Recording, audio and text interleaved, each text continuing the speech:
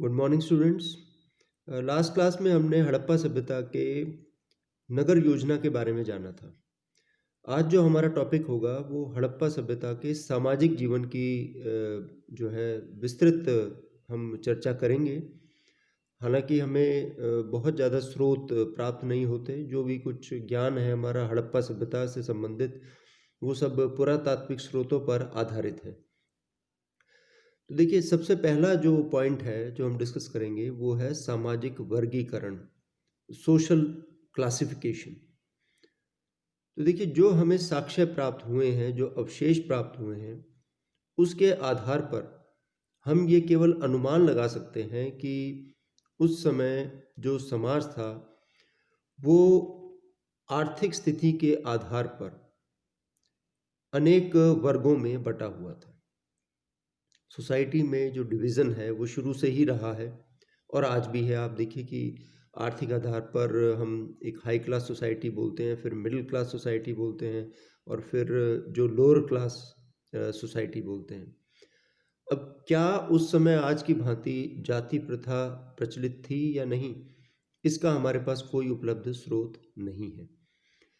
लेकिन हड़प्पा और मोहनजोदड़ो की नगर योजना को देखकर ऐसा प्रतीत होता है कि हड़प्पा समाज में गरीब और अमीर वर्ग ज़रूर रहता होगा। एक तरफ अमीर वर्ग, दूसरी तरफ गरीब वर्ग जो है ज़रूर रहता होगा। वो हमें कैसे पता लगा है कि हड़प्पा सभ्यता की खुदाई से जो हमें मकान प्राप्त हुए हैं, वो जो घर मिले हैं कुछ तो 2 से 3 मंजिले हैं और वहीं जो जनसाधारण के जो घर हैं वो 1 मंजिला घर है, छोटे-छोटे मकान हैं। तो निश्चित रूप से जिनके 2 से 3 मंजिले घर हैं वो अमीर थे और जिनके 1 मंजिला घर है या छोटे घर हैं वो गरीब थे। और नगर से बाहर हमें मजदूरों की कुछ बस्तियां भी मिली हैं। अब देखिए, हम केवल भारत तक इसको सीमित ना करके अगर हम उस समय समकालीन सभ्यता के बारे में बात करें, जैसे मिस्र और मेसोपोटामिया की जो सभ्यता थी, सुमेर की सभ्यता और मिस्र की सभ्यता, इसमें भी समाज 3 वर्गों में बटा हुआ था। इसलिए सिंधु समाज भी शायद जो है अनेक वर्गों में बटा होगा। संभवतः 4 वर्ग होंगे। वैसे हमारे पास कोई लिखित स्रोत नहीं है और फिर भी अनुमान के तौर पर हम ये कह सकते हैं कि हड़प्पा का जो समाज है वो मुख्यतः 3 वर्गों में बटा हुआ था। जो सबसे पहला वर्ग था वो उसमें राजा और जो प्रीस्ट पुजारी वर्ग जो है वो उसमें आता था। पुरोहित वर्ग जिसे बोलते हैं, पुजारी या पुरोहित वर्ग और राजा, ये प्रथम वर्ग में आते थे। दूसरे वर्ग में व्यापारी और व्यवसायी आते थे और तीसरे वर्ग में किसान और जो अन्य जनसाधारण लोग हैं वो आया करते थे। तो इस तरह से ये सोशल क्लासिफिकेशन था सिंधु सभ्यता के लोगों का। एल भासम, जिन्होंने the wonder that was India नामक एक पुस्तक लिखी है, उसमें वो लिखते हैं कि सिंधु घाटी के लोगों की सामाजिक व्यवस्था मिस्र और बेबीलोनिया की सामाजिक व्यवस्था की तुलना में श्रेष्ठ थी। ये एल भासम का कहना है। मतलब जो समकालीन सभ्यता है ना, जैसे मैं आपको बता रहा हूँ मेसोपोटामिया, मेसोपोटामिया मतलब इराक। आज का जो इराक है उसको पहले मेसोपोटामिया के नाम से जाना जाता था। इसी तरह से जो मिस्र है वो जैसे इजिप्ट जो कंट्री है अफ्रीका में, वहाँ पे जो सभ्यता थी, इन 2 सभ्यताओं के जो मैंने नाम बताए ये हड़प्पा की समकालीन सभ्यता थी, यानी उसी काल की। अच्छा, इसके बाद हम बात करते हैं कि हड़प्पा सभ्यता में जो है परिवार किस प्रकार के थे। यहाँ परिवार किस प्रकार के थे की बात का मतलब है कि परिवार मातृसत्तात्मक थे या पितृसत्तात्मक। वैसे तो जो हम जनरली पढ़ते हैं, परिवार जो है साधारणतः पितृ प्रधान परिवार के बारे में हम पढ़ते हैं। लेकिन कुछ इतिहासकारों का मानना है कि हड़प्पा सभ्यता का जो समाज था वो मातृसत्तात्मक था। मातृसत्तात्मक का अर्थ क्या हो गया? मातृ मतलब माता, सत्तात्मक यानी माता की सत्ता जिसमें चलती हो, यानी स्त्री ही उस समय समस्त परिवार की देखभाल करती थी। अब देखिए, अगर हम समकालीन सभ्यता की बात करें यानी मिस्र की सभ्यता की बात करें, तो मिस्र में तो भाई-बहनों का विवाह होता था। आपको जान के आश्चर्य होगा, लेकिन ये सच्चाई है कि मिस्र के लोग मतलब एक ही परिवार के जो सगे भाई-बहन हैं, वो आपस में विवाह करते थे। द्रविड़ समाज जो था, वो भी मातृसत्तात्मक था। अगर हम ये माने कि जो हड़प्पा सभ्यता के लोग थे, वो द्रविड़ जाति से संबंधित थे, भारत के मूल निवासी थे, तो वहाँ भी मातृसत्तात्मक परिवार था। इसलिए ऐसा माना जाता है, कुछ इतिहासकार ये मानते हैं कि सिंधु सभ्यता के लोगों में भी भाई-बहन में विवाह होता होगा। हमें बहुत अधिक संख्या में स्त्रियों की मूर्तियाँ प्राप्त हुई हैं, जिससे पता लगता है कि उस समय मातृ देवी की पूजा प्रचलित थी। और इन सभी तथ्यों के आधार पर हम ये अनुमान लगा सकते हैं कि हड़प्पा का जो समाज है, वो निश्चित रूप से मातृ सत्तात्मक ही होगा। यानी माता की ही ज़िम्मेदारी थी परिवार के, समस्त परिवार के देखभाल की। इसके बाद सामाजिक जीवन में जो हम बात करते हैं, तो रहन-सहन, खान-पान, ये सब इन बातों का हम ज़िक्र करते हैं। तो हम हड़प्पा सभ्यता के लोगों की खान-पान की बात करते हैं, तो देखिए इस संस्कृति के लोग गेहूँ, चावल, जौ, तिल, विभिन्न प्रकार के फल, सब्जियाँ और दालों का भोजन में प्रयोग करते थे। दूध, दही, घी, मक्खन, इस सब का प्रयोग किया जाता था। हड़प्पा सभ्यता के लोग मांसाहारी भी थे। मुर्गा, सूअर, मछली, इनका प्रयोग किया करते थे। जैसे मछली के हमें कई स्थान पर काँटे मिले हैं, जिससे पता लगता है कि वो जो है मछली पकड़कर जो है उसको भी खाया करते थे। ये मांस खाने के बहुत शौकीन थे। इसके अतिरिक्त जो हमें साक्ष्य मिले हैं, जैसे खजूर की बहुत सी गुठलियाँ मिली हैं हमें। तो इससे ये सिद्ध होता है कि उस समय लोग खजूर भी खूब खाते होंगे। और अनाज को वो ओखली में कूट कर, जैसे गेहूँ है उसको ओखली में कूट कर वो आटा तैयार करते थे। खुदाई में हमें कई चूल्हे और तंदूर मिले हैं, जिससे पता लगता है कि सिंधु सभ्यता के लोग खाना पकाकर खाया करते थे। स्वादिष्ट भोजन बनाया करते थे, मसालों का भी प्रयोग करते थे, क्योंकि हमें कई जगह से सिलबट्टे और मसालदानियाँ जो हमें प्राप्त हुई हैं। और कांसे के बर्तन, मिट्टी के बर्तन और तांबे के बर्तनों का उस समय प्रयोग हुआ करता था। तो ये जो बातें बताई हैं, ये खान-पान से संबंधित हैं। इसके बाद हम बात करते हैं पहनावे की। उनका अटायर कैसा होता था, ड्रेसेस के किस प्रकार की होती थी। तो देखिए, सूती और ऊनी दोनों प्रकार के वो वस्त्र धारण किया करते थे। हमें खुदाई में, हड़प्पा सभ्यता की खुदाई में कुछ तकलियाँ भी प्राप्त हुई हैं, जिनके आधार पर ये अनुमान लगाया जा सकता है कि वहाँ के लोग सूत कात कर जो है कपड़ा बुना करते थे। खुदाई से हमें तांबे, हाथीदांत की सुइयाँ भी प्राप्त हुई हैं। मतलब कपड़े सिलने के लिए तांबे और हाथीदांत की जो सुइयाँ हैं, उनका प्रयोग किया जाता था। निश्चित रूप से वो वस्त्र सिलकर पहनते थे।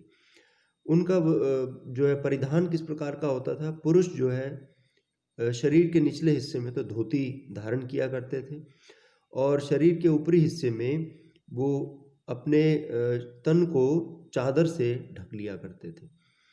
और इसी तरह का जो अटायर है, इसी तरह का जो पहनावा है, वो हमें मिस्र और मेसोपोटामिया की सभ्यता के लोगों का भी मिलता है। और स्त्रियां जो है वो घाघरा पहनती थीं, और हमें एक जो मूर्ति मिली है उसमें टांगों पर चूड़ीदार पजामा जैसे होता है, वो भी इस तरह से धारण किया करती थी। और सिंधु सभ्यता के लोग वस्त्रों को रंग कर भी पहनते थे, मतलब रंगीन वस्त्र भी पहनते थे। उनको फूलों के रंग से रंगा जाता था, जैसे कि आज के टाइम में डाई की जाती है। और कई वस्त्रों पर जो हमें वस्त्र प्राप्त हुए हैं, कई वस्त्रों पर हमें कढ़ाई का भी साक्ष्य मिलता है कि उस समय कढ़ाई भी की जाती थी वस्त्रों पर। अच्छा, इसके बाद हम बात करते हैं आभूषण और श्रृंगार की। तो देखिए, हड़प्पा सभ्यता के लोग आभूषण और श्रृंगार के बहुत शौकीन थे। और ये जो शौक है ये स्त्री पुरुष दोनों में था। हड़प्पा नगर से हमें आभूषणों से भरा हुआ एक कलश प्राप्त हुआ है, जिसमें सोने, चांदी और बहुत से बहुमूल्य रत्न जो होते हैं वो मिले हैं। और आभूषणों में अगर हम देखें तो चूड़ियाँ, कर्णफूल, झुमके, नथ, पाजेब, बाली जो कान में पहनी जाती हैं, अंगूठियाँ, हंसली और कड़े, माला, तावीज़, जो ये सारे आभूषण हमें देखने को मिलते हैं।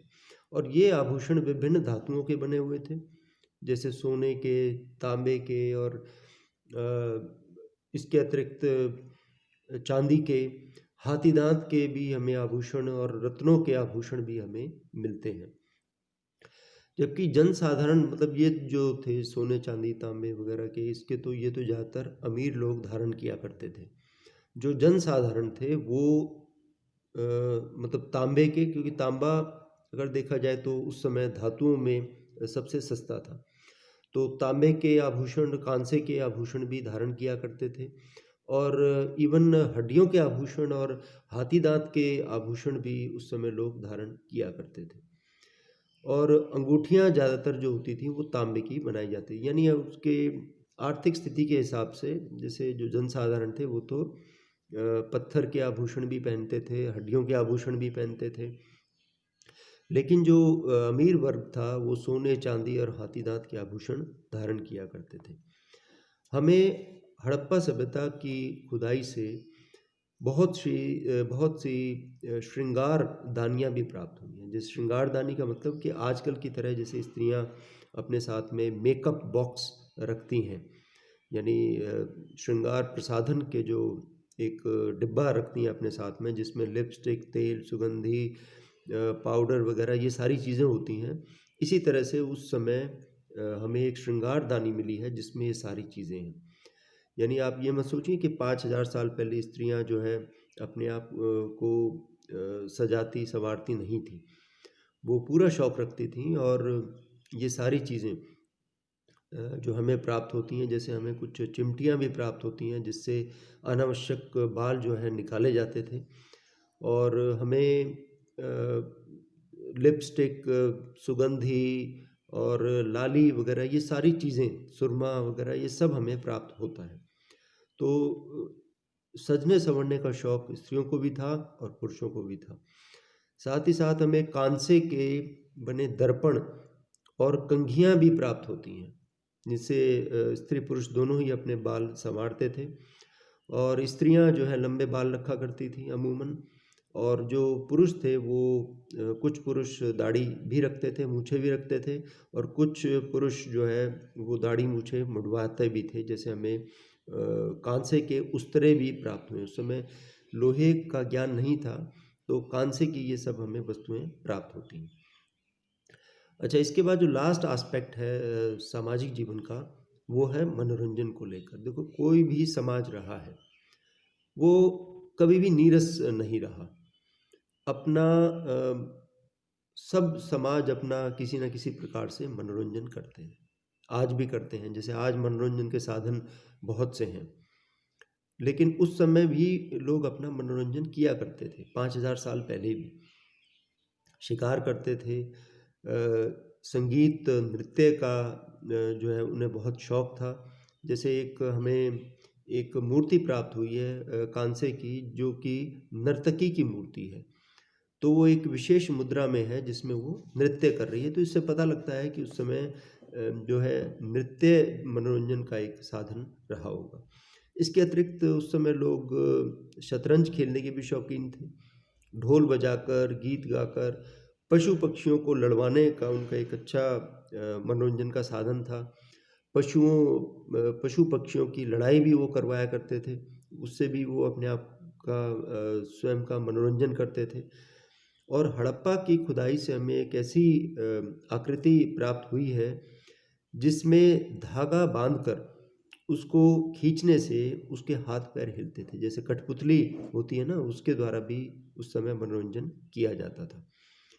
और हमें जैसे आजकल के जो बच्चे होते हैं वो खिलौनों से खेलते हैं, उस समय के हमें लकड़ी के और पत्थर के और विभिन्न धातुओं के हमें खिलौने भी प्राप्त हुए हैं। तो कुल मिलाकर हम देखें तो ये आमोद-प्रमोद के साधन या मनोरंजन के साधन थे उस समय। ये उस समय के लोगों का सामाजिक जीवन। तो आज बस इतना ही। आप नेक्स्ट लेक्चर कल डिलीवर होगा। तो आज आप ये सामाजिक जीवन के बारे में तैयार कर लीजिए और प्लीज़ एंश्योर कीजिए कि आप सभी के पास बुक्स हैं। अगर किसी के पास फ़िलहाल बुक नहीं है, तो आप ये देखिए कि पेपर आपके जल्दी ही हो सकते हैं। तो व्हाई टू डिले? जब आपको देखिए लेनी तो है ही किताब, तो उसको जल्द से जल्द आप ले लीजिए। चाहे आप पुराने सिलेबस की ले लीजिए, सिलेबस नहीं बदला है। मतलब पुरानी अगर आपको किताब मिल जाती है, आपके कोई सीनियर है उसकी किताब मिल जाती है आपको, तो वो भी चलेगी। लेकिन आप एंश्योर कीजिए कि आप किताब लें और उसको धीरे-धीरे, जैसे मैं बता रहा हूँ आपको, आप लेक्चर सुनते रहें। रोज़ आप लेक्चर सुनें और जो मैं टॉपिक बता रहा हूँ उसको आप पढ़ें, तो आपको जल्दी समझ में आएगा और ज़्यादा समय तक आपको वो याद रहेगा।